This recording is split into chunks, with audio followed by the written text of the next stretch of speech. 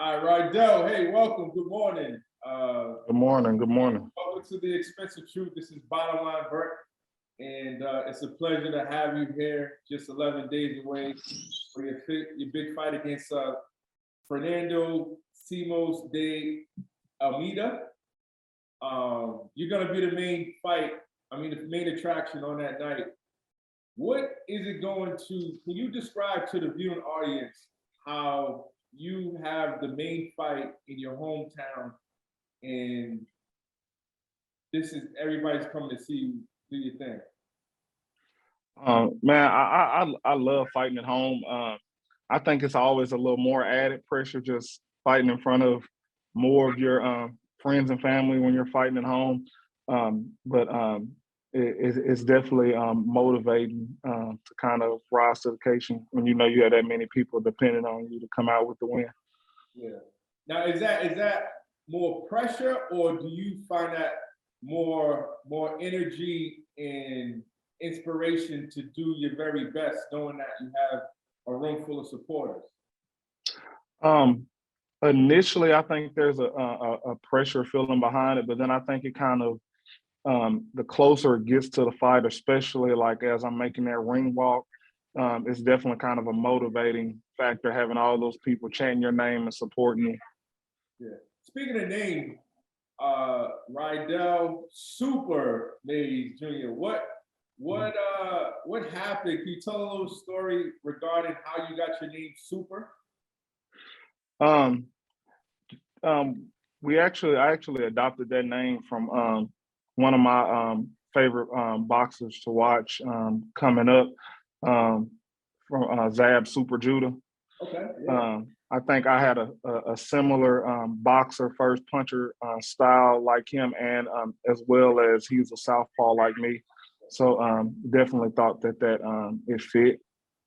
Yeah. No. So No. that's what we went with. Yeah. You definitely did busy. Your last four fights, you knocked down your opponents within the first two rounds. What do you contribute to that type of dominant performance? Looking back in hindsight, what were some technical aspects that allowed you to execute so highly and so quickly? Um, I think I can contribute it to um, basically just zoning in, locking in, and waiting and setting up that perfect punch. And then once I get somebody hurt, definitely not giving them an opportunity to recover from it. Yeah. Now we do have some knowledge that's going to be viewing this particular episode as well. When you say you get your opponent's hurt, what are some indicators that your opponent's hurt? Is it heavy breathing? Is it them just avoiding you? What's the Um, indicators that you know you hurt your opponent? there's a few things. Everybody kind of shows it differently. Some kind of show it on their face. Eyes get real big. Some of them, some people will kind of stagger. Some will try to reach out and grab you. So there's a few just kind of indicators that can kind of let you know the fighter might be hurt. Now, during your practices, during your sessions, do you guys have uh, time allotted to when you pretend your opponent is hurt, and how you're gonna uh, approach that particular opponent, given that they're in a weak state? Yeah, there's definitely a few drills that our coach will have us do periodically, where we kind of turn it up and kind of go in for the kill. Like opponent is hurting, we're trying to go ahead and get the fight ended. Now, again, you're only 11 days away from the main event, and you're the featured fighter. Is this an opportunity where you watch a lot of film, you train harder, you rest more? What are some of the things that you're incorporating into your daily routine to help you make sure that you're at your optimal, doing your best come fight night? I think the biggest thing is just staying sharp, staying in the gym, shadow boxing, getting those last couple sparring sessions in, just to kind of simulate the fight as much as possible. Right. Now, is there a particular eating regimen that you kind of have adopted just to make sure that you're at your very best?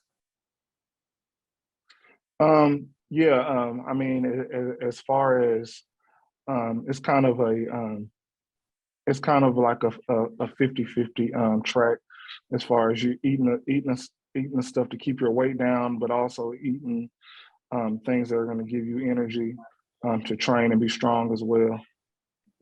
Now, I was fortunate. I played pro football as well, and one of the things I used to do, well, we as a team, we always ate a lot of chicken and spaghetti prior to games.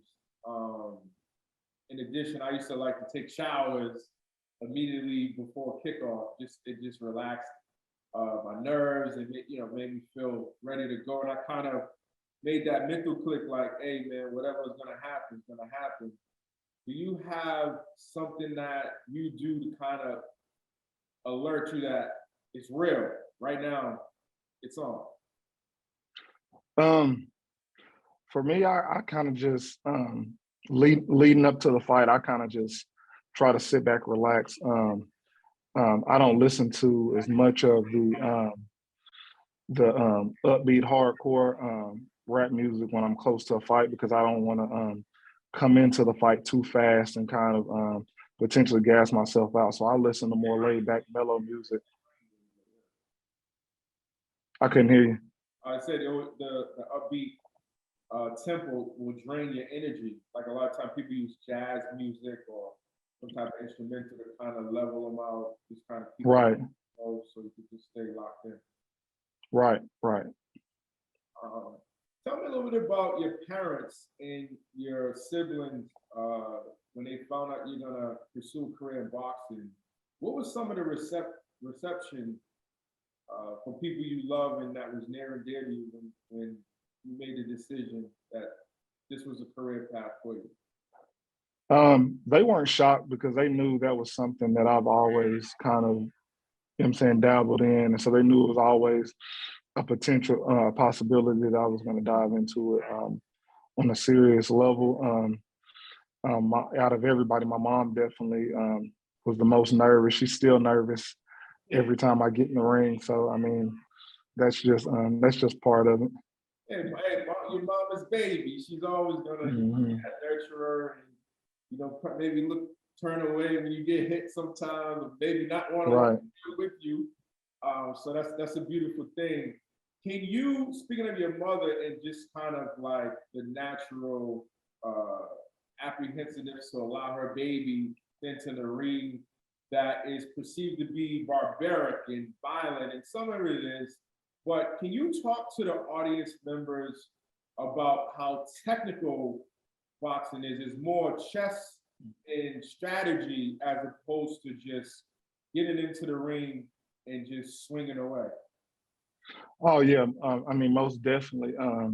If it was just about brute force and strength, I mean there's a lot of athletes and just everyday people that are stronger than boxers.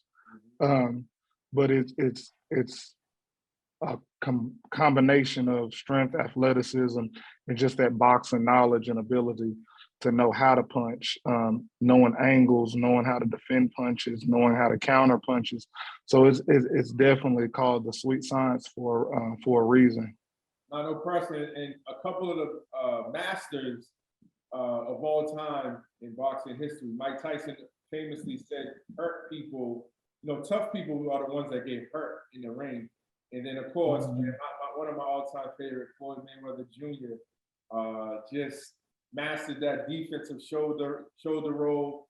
And Mhm. for me, he was the first boxer to make me really realize how special he was because he had professional boxers right here in his face, and they couldn't hit him.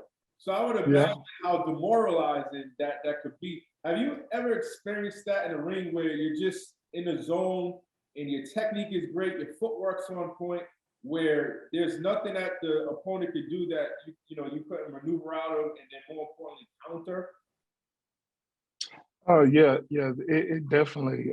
I definitely feel like I always have that period to where in the fight I lock in and I kind of get comfortable, And once I know, like, okay, I can touch him when I want to touch him, and he can't really touch me, that's definitely when I start to kind of pick up the pace. Not a question. And there's always that distinct moment in anyone's life, especially somebody who's ascended to the heights you have as a professional boxer, um, that's about to, host the fight at the Embassy Suites in your hometown come April 16th. Can you describe to the audience what was the distinct moment that made it clear that boxing was going to be a part of your future?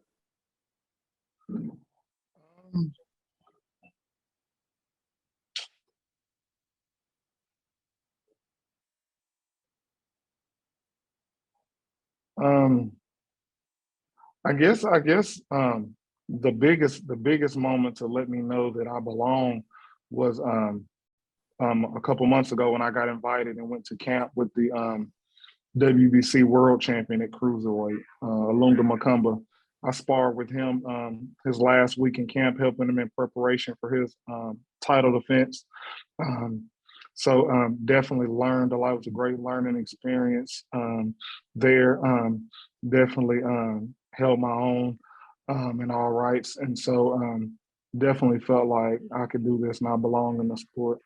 Yeah, no, and that's the young fella that was on a short list of fighting potentially Canelo Alvarez, who, in a lot of boxing experts' opinion, is the number one disputed fighter, regardless of weight class in the world of boxing.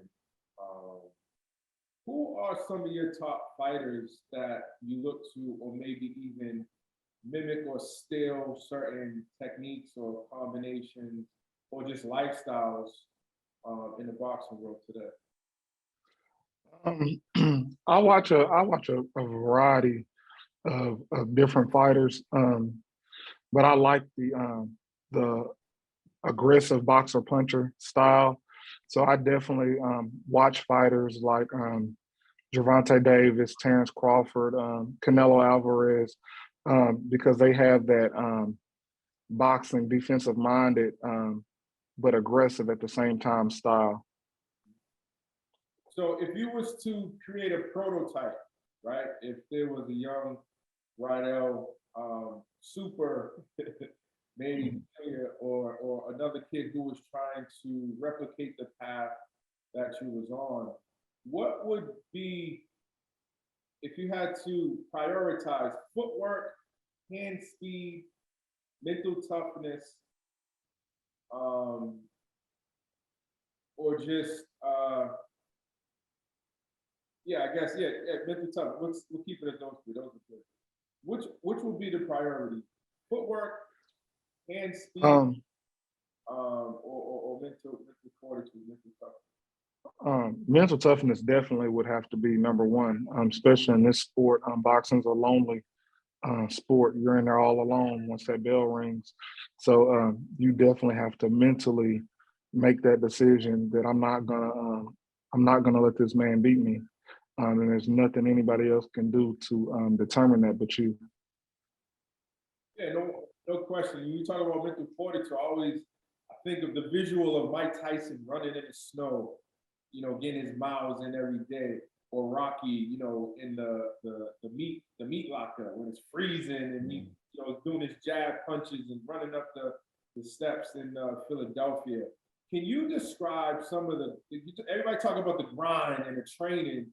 What is a typical day like uh, for you to prepare, whether for practice or for a match, that folks that are not in your world would not have any idea what that consists Um, I guess really it's kind of like a day to day basis. Some days I run early in the mornings, and then every day I pretty much train around 3 o'clock. But just depending on what I have to do that day, boxing wise, will determine if I do my running in the morning or if I wait and go that evening after I finish at the boxing gym. But most days I'm pretty much doing two a days, getting in the cardio as well as the boxing training. Okay, so it's not the stereotypical. Hey, you got to get your miles in every day. You gotta train twice a day. You gotta get your rest. You gotta eat. Is that thing when they eat raw eggs? Is that still in the play, or we got better nutrition now? No, I think that's always been more of a movie thing. I haven't really came across too many boxers that have ever actually done that. That's smoking. All right, that's smoking mirrors. Yeah. So is that it? Are you counting calories? Are you packing the protein? You getting your rest? Can you kind of articulate a day in the life? Like for instance, for me, we used to wake up at 5:30. We used to get go to breakfast. Then we used to go film. Then we get on the practice. Mhm. Go to lunch. Then we go back to film. Then we go to the training room. Then we go back on the practice field. Then we go to the field again. I mean the film room again to learn about what we just did in the afternoon. And then we have a snack. Can you kind of articulate or picture, paint a picture for the audience what a day will be from the time you open your eyes to the time you return back to bed? Um, I mean, if I had to just give one scenario of one particular day, because like I said, it can definitely vary because at the end of the day, you have to listen to your body, especially when you're in an individual sport where it's all on you. Um, Yeah. just one example of a day is getting up at 4, um, going and running 3 to 4 miles at around 4:30. Um, from there, pretty much resting throughout the day up until about 3 o'clock. Then heading to the boxing gym, um, potentially running a couple of sprints up a hill outside the gym before starting the boxing training. Go through the boxing training till about 5:30 ish. Then from there, 2 to 3 days a week, I would head straight from there to meet with my strength and conditioning coach and do some lifting from there. And then after that, kind of ending the day. So on a just kind of an example of a training day, that day can run from 4 in the morning to 8 before I'm finally kind of completely done and winding down. I understand. Well, in last couple of questions before I let you go, I really do appreciate your time learning a great deal about you. You said, it's all on you. Drake famously had a song called the 7 a.m. pathway. It says, I woke up and realized it's all on me. What, how do you manage the weight of, I know you have your team that's assembled that I'm sure you handpicked, or sometimes you have sponsors and stuff like that appoint that. How do you handle or manage knowing that ultimately everything's on you? Is that a good thing? Or, is that when you really lean on some of your teammates to help, balance it all out? I mean, and not to take it away, because coaching's a major part of it. You definitely have to have that coach in the background or in your ear, kind of, because they're going to see things that you don't see in the ring. Um, but ultimately, no matter, you can have the best coach in the world, you have to be able to listen to what they're saying and be willing to trust what they're saying and execute the game plan. So ultimately, that's why I say it's all on you, because at the end of the day, um, they can provide you with the winning formula, but you're the one that has to go out and execute it. Yeah, no question. Now, you grew up in, was it Murfreesboro, correct? Murfreesboro, yeah. Murfreesboro, Tennessee. Now, that's a tough neighborhood, isn't it? What'd you say? Isn't it considered a tough neighborhood in Tennessee? I mean, Murfreesboro isn't too bad. I feel like there's crime there like everywhere else. I wouldn't say it's like a overrun. It's not as bad or considered as bad as some parts of Nashville or Memphis by any stretch, but it definitely has its fair share of crime in the city. Okay. I only ask that because there's always that friend or somebody we met along our journey on our ascension to occupy the spot that you're currently in. Um, was there another gentleman that you met that might have been just as skilled as you or even more, but yet you just exhibited more discipline, implement more discipline in your life that allowed you to get here as opposed to this other gentleman didn't? You have any cautionary tales like that? I don't really have none of the tragic boxing tales of a fighter I knew just could have been a world champion that kind of fell victim. There's definitely a couple guys that I've met that I know that were highly skilled in boxing, that just for whatever reason the cards didn't fall in line, or they may have made some wrong decisions that didn't help them get in a position to chase their dreams in the sport. And I feel like it's pretty much like that with all sports.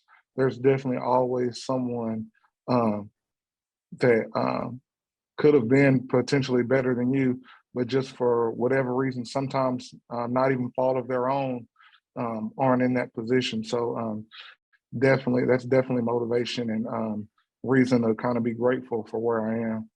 Nah, no question about that, man. And you mentioned repeatedly a lot of your motivation is all of the refined skills and training that you acquired in your last session with that gentleman who was on the short list to fight Canelo. What should the audience look forward to when they come see you on April 16th fighting against Canelo?